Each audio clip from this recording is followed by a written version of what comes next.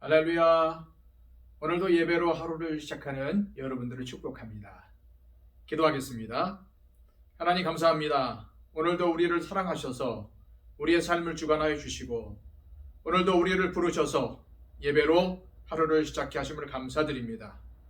오늘 이 아침에 하나님께 예배하는 한 사람 한 사람을 주님 기뻐하여 주시고 하나님의 백성들의 삶을 운영하여 주셔서 오늘도 주님께서 기뻐하시는 삶, 오늘도 주님께서 인정하시는 삶을 살게 하여 주옵소서. 오늘도 살아가는 동안 내가 하나님의 자녀임을 잊지 않게 하여 주시고 나를 통해서 많은 사람들이 하나님의 사랑을 발견하고 또한 선한 영향력을 우리 주변에 있는 사람들에게 끼칠 수 있도록 인도하여 주옵소서. 예수 그리스도의 이름으로 기도하옵나이다. 아멘. 다 함께 찬송가 408장 찬양 드립니다.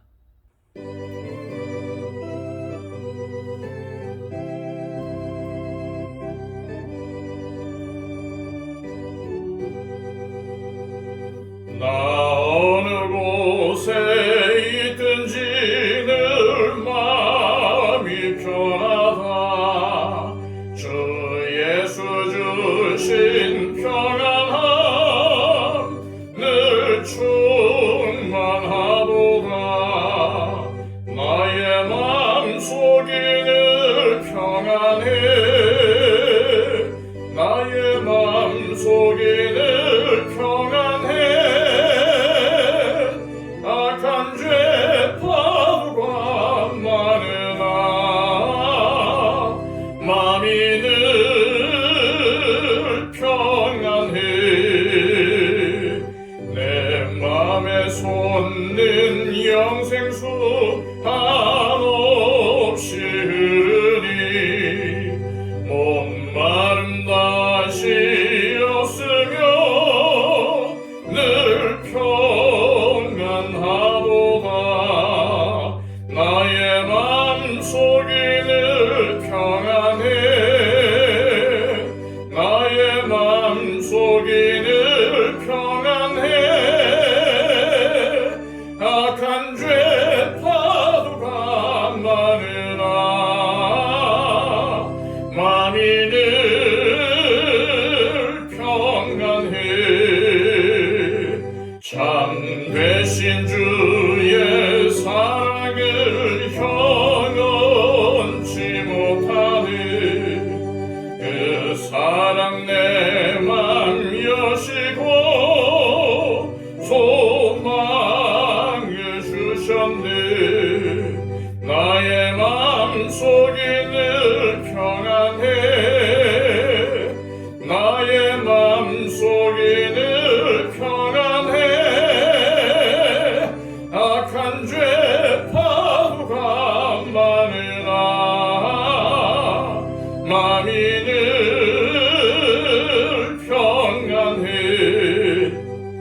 주 예수 온갖 고난을 왜 몸소 당했나. 주 함께 고난 받으면 멸류관 없겠네.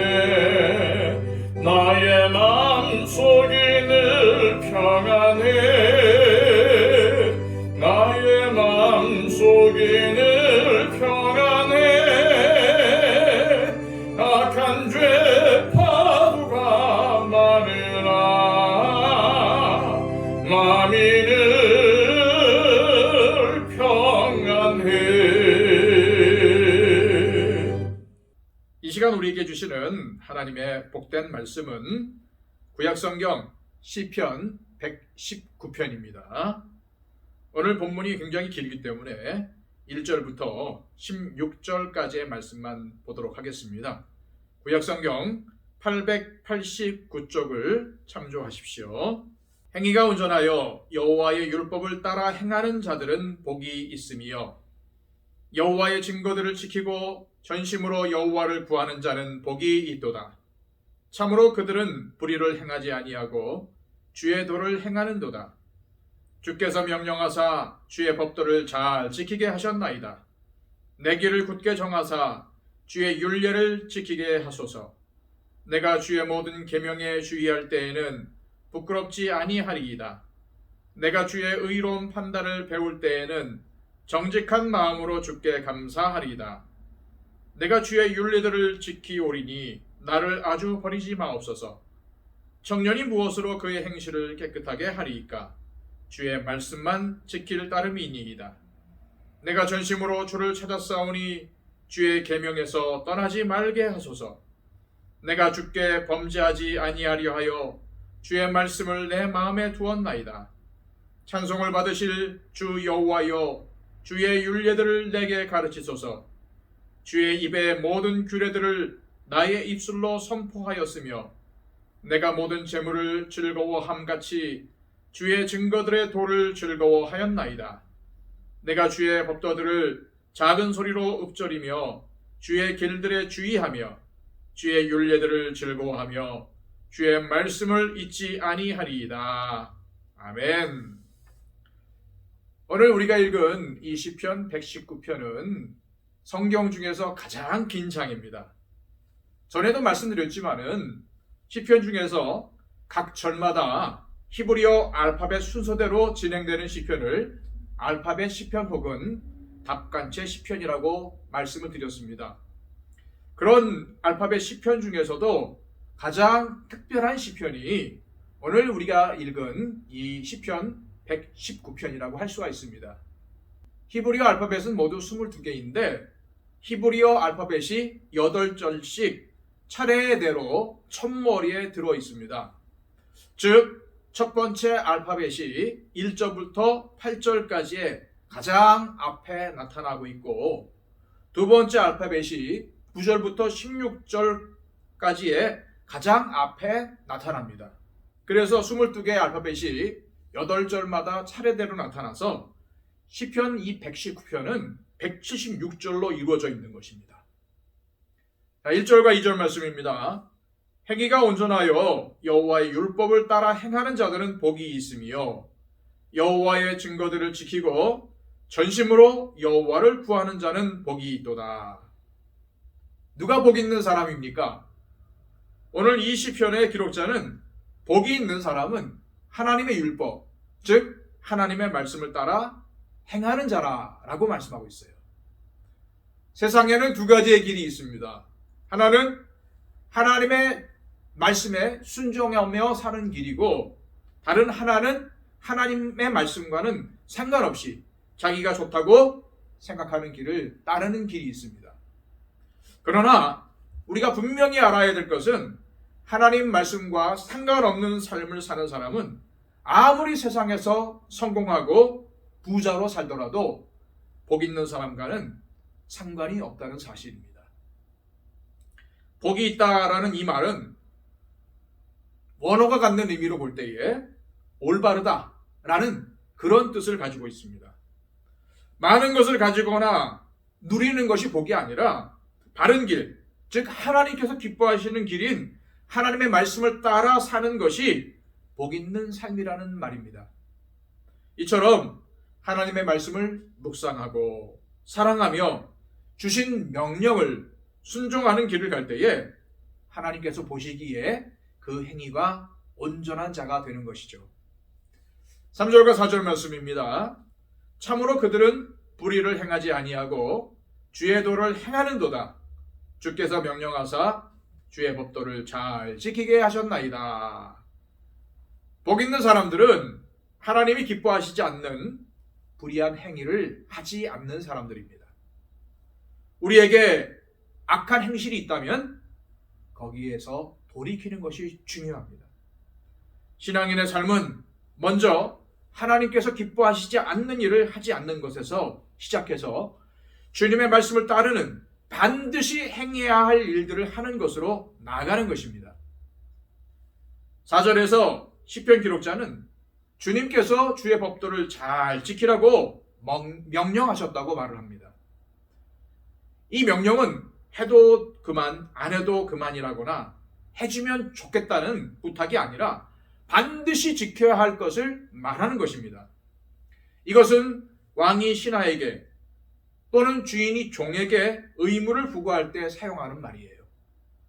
주의 법도 하나님의 말씀을 잘 지키라고 한 것은 하나님께서 우리에게 주신 명령이라는 사실을 우리는 잊지 말아야 합니다. 이것을 잘 알고 있던 시편 기록자는 5절과 6절에서 이렇게 고백을 하고 있습니다. 내 길을 굳게 정하사 주의 율례를 지키게 하소서. 내가 주의 모든 계명에 주의할 때에는 부끄럽지 아니하리이다. 하나님의 말씀을 지키는 것은 모든 말씀을 지키는 것이지 나에게 유익이 되는 말씀만 취사 선택하여 지키는 것이 아닙니다. 만약 일부만 지키고 일부는 지키지 않는다면 지키지 않은 말씀으로 인해서 부끄러움을 당할 수 있다는 것이 오늘 이 시편이 말씀하고 있는 중요한 핵심입니다.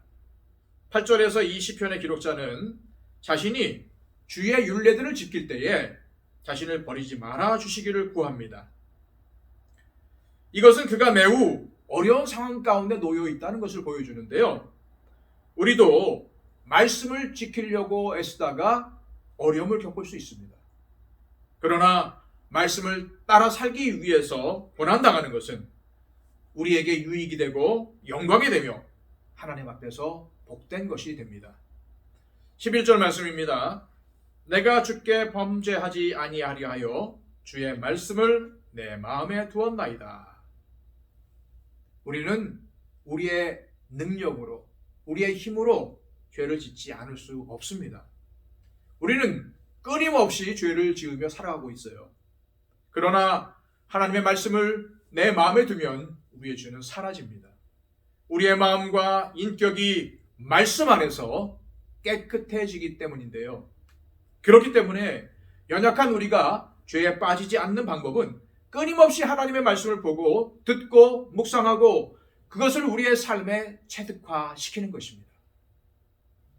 주님의 말씀을 마음에 두는 것만이 범죄하지 않는 길이라는 것을 아는 이 시편의 기록자는 12절에서 14절까지의 말씀에서 자신이 바른 삶을 살도록 주님의 율례를 가르쳐 달라고 간구하고 있습니다. 또 하나님이 가르쳐 주신 규례들을 자신도 자신의 입술로 선포하겠다고 그렇게 각오하고 있죠. 더 나아가서 사람들이 재물을 즐거워하는 것 같이 자신은 하나님의 말씀, 곧 하나님의 도를 즐거워하겠다고 고백을 합니다. 가진 재산이 늘어가는 것은 기쁜 일입니다. 하지만 현재 자신이 가진 재물로 완전히 만족하는 사람은 거의 없는 것 같아요. 거의 모든 사람들이 더 가지기를 원합니다. 자신이 가진 것으로는 부족함을 느끼기 때문이겠죠.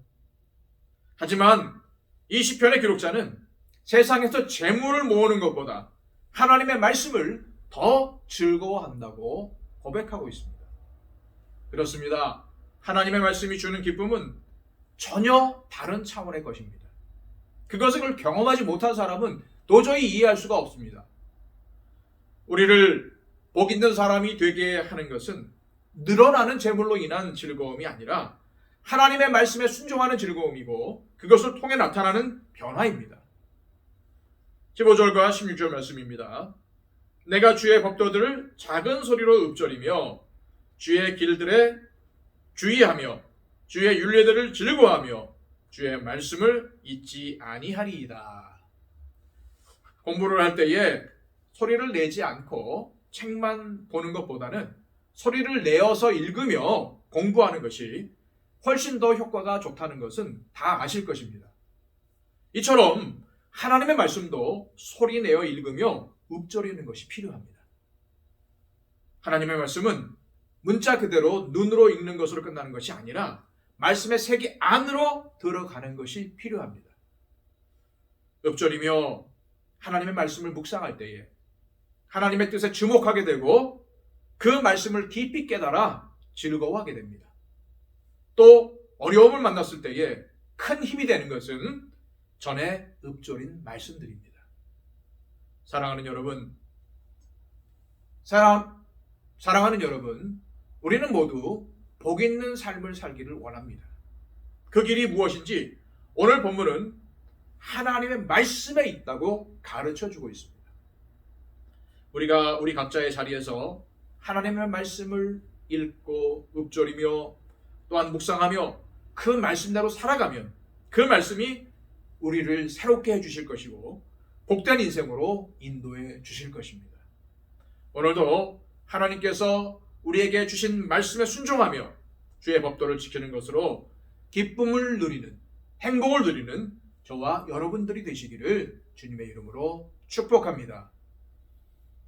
이 시간 다 함께 기도하실 때에 하나님, 우리에게 하나님의 말씀을 주셔서 감사합니다. 그동안 하나님 말씀을 묵상하고 하나님의 말씀을 읽기에 게을렀습니까? 이제 다시금 우리의 마음을 새롭게 하고 주님의 말씀에 집중하기를 원합니다. 말씀을 매일 읽겠습니다. 말씀을 매일 묵상하겠습니다. 그 말씀을 읊조리며 내 가슴, 내 마음속에 그 말씀을 새기겠습니다.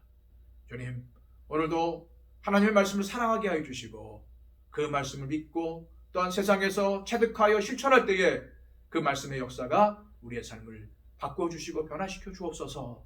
이런 기도를 우리 하나님께 드렸으면 좋겠습니다. 코로나의 종식을 위해서 기도해 주시고요. 우리 더처치가 하나님이 기뻐하시고 하나님께서 인정하시는 교회가 되게 해달라고 기도해 주시고요.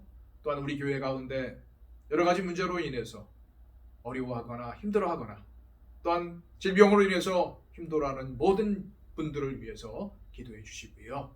또한 오늘도 기억나는 분들, 나의 기도가 필요한 분들을 위해서 중보해 주시기를 바랍니다. 우리 다 함께 하나님 앞에 기도하겠습니다.